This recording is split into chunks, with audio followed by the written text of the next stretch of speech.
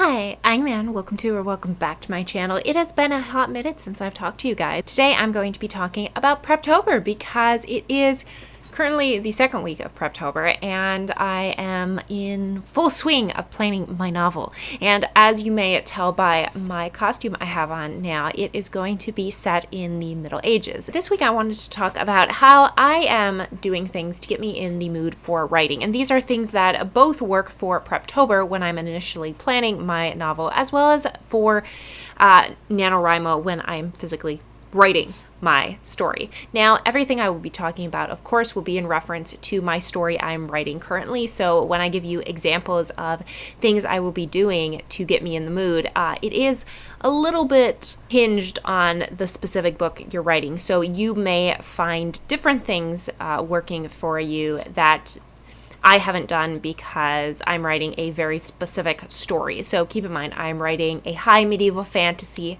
heavy on the medieval, light on the fantasy. Number one thing I would personally say really helps me get in the mood is setting the mood. Having yourself surrounded by things that remind you of what you're writing. You know, I'm not advocating for you to go out and buy a whole bunch of things or like say, oh, I'm going to take a 2-month trip to Scotland and live in a castle so I can write my fantasy medieval novel. I'm not suggesting that. I mean, if you can afford it, you know, go for it, because that would be awesome to write an actual book in like a Scottish castle. However, I cannot afford that. I have a lot of ways that I surround myself with ambiance. It may be just turning on a fireplace or turning on a YouTube ambiance of a specific scene. But outside of ambiance, where it's just like a physical ambiance or sounds, you can also, of course, do music. And I think creating a playlist for NaNoWriMo is just so important. And I will divide the type of playlist into types of playlists. The first one is the background music. This is going to be the classical music. The music that's going to get you in the vibe to actually write. But then there's also going to be the music that you'll play when you want to get in the mood, but when you're not physically writing. I've made this mistake before where you turn on some song that you really love, or there's a specific character in your book that you link to this specific song, but it distracts you from physically writing. So I recommend listening to those rock or pop songs before. Now, I've really gotten into medieval stuff. I got into a bunch of Celtic songs, but then I also have soundtracks, classical music that are in the background. Oftentimes they are mixed with ambiance. So I'll have music as well as like sounds of rain and things like that. A few of ones that I have on my playlist are from Skyrim, which I'll get to in a minute. So surrounding yourself with sounds that remind you of whatever book you are writing. And if you are writing about a book set in Victorian England, get some Victorian England ambiance. Listen to some Victorian classical music. So now we get to the number 2 thing to do to get you in the mood for writing, and that is reading books similar to the book you are writing. Now, I will say this with an extreme caveat.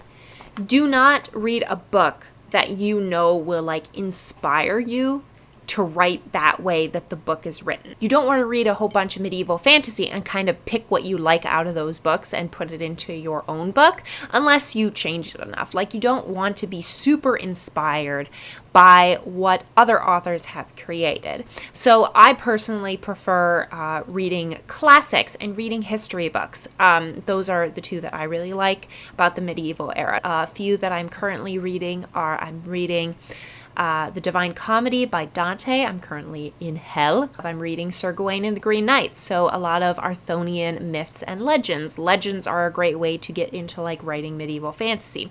Now, obviously, I am talking about all the books that fit specifically for the book I am writing, but you can kind of twist to see, you know, what kind of book you are writing. So, for example, if you are writing some Regency romance, yes, read some Regency romance, go for it, but don't have that predominantly what you read. Instead, read some nonfiction books about the Regency era. Now, besides books, of course, you have movies. Movies is an obvious recommendation. I've been watching a lot of medieval fantasy movies, and I've been really enjoying rewatching a lot of old fantasy movies that I used to love when I was younger, but I haven't watched for years. For example, there's this TV show that was based on The Wizard of Earthsea by Ursula K. Le Guin, and it just called like Earthsea, I think, but it was like a sci-fi miniseries. It's nothing like the book. It's a horrible adaptation, but I loved it when I was a kid, and rewatching it was just so much fun. Find movies that would kind of get you in the mood to writing that type of genre. If you are writing some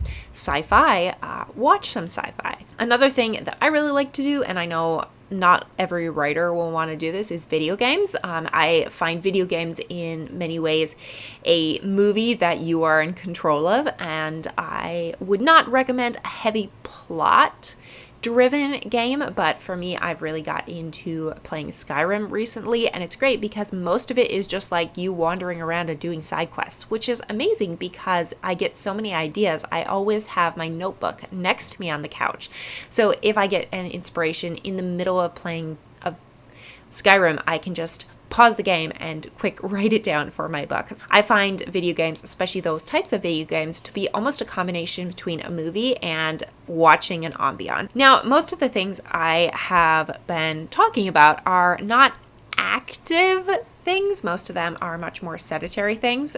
Nothing wrong with like reading and watching movies and video games, but they do tend to be more sedentary. The fourth thing I would recommend is activities that go along with your genre that you are writing. So I'll divide this into two parts. One are things that are general that I think would work for any genre, and one specifically that you would need to find activities that fit with your specific genre.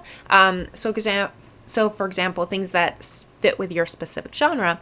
If I'm writing high medieval fantasy, I just recently went to the Renaissance Festival, and it was really cool to see the jousting. And actually, as I was watching the jousting at the Renaissance Festival, I was like, you know what?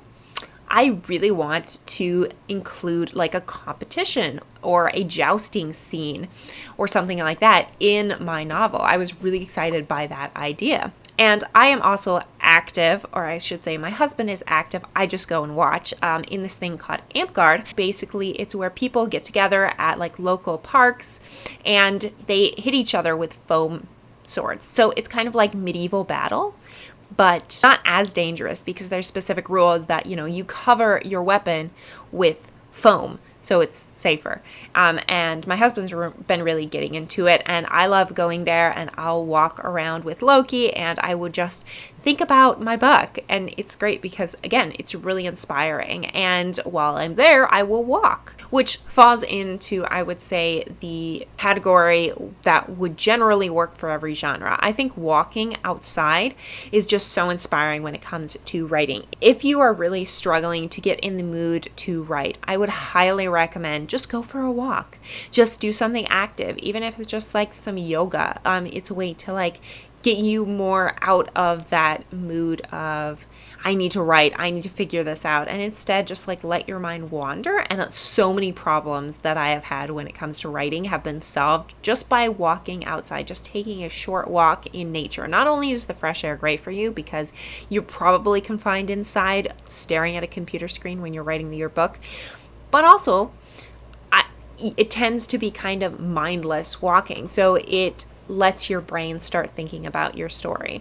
I suppose these other activities count both in the specific as well as the general genre, and this will be very specific on what type of hobbies you like to do, but any type of mindless hobby I would recommend trying to do to see if it helps you get in the mood to write. So examples that I specifically use are sewing. I've been making a lot of like medieval clothes with the Renaissance Festival coming, and for my husband with Ampgard, I've been starting to sew a lot more, and that really helps me be able to process things. Not only can I often listen to medieval books in audiobook form while I'm sewing, but also just the physical activity of sewing helps me kind of process through my stories and my thoughts for my story. But other things include knitting, crocheting. I'm not actively doing knitting and crocheting right now, but I might someday.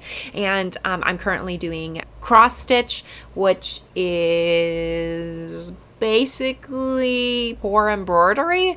Embroidery is another one. I haven't actively gotten into embroidery. Another one that I highly recommend that I think is both a general and specific activity is drawing. I think drawing and sketching, even if you are not a good drawer, trust me, I am a horrible drawer, and yet it really helps me just to find pictures on Pinterest and to be able to say, okay, here's a rough sketch of a castle. I'm going to try to copy it.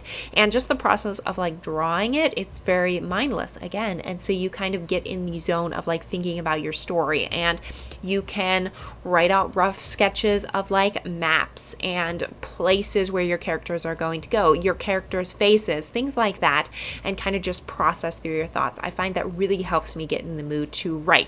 Pinterest is another activity that I think really helps your writing because you can get inspiration from Pinterest. I have a board going for this most recent story, and I have it divided up into a few parts. So I have one for just general stuff that fits for all the time periods, and then I have one that is specifically for the 1400 and one that's specifically for the 400. And so I find it really helps to just be able to look at inspiration photos. Especially you will find if you do a few searches like medieval fantasy and you pin a few of those pictures that you really like, that on your homepage you will be recommended all these great new pictures that you would never see otherwise if you hadn't like pinned a few general ones that are generally medieval. So I highly recommend Pinterest as a way to get yourself in the mood, as well as just give you inspiration to write as well as to plan your novel. So I'm curious to see what types of things you do when you are getting in the mood for writing for Preptober for NaNoWriMo. I would love to know your thoughts down in the comments. Thank you so much for watching. If you'd like this video, like, subscribe, and I will see you all in the next video. Bye!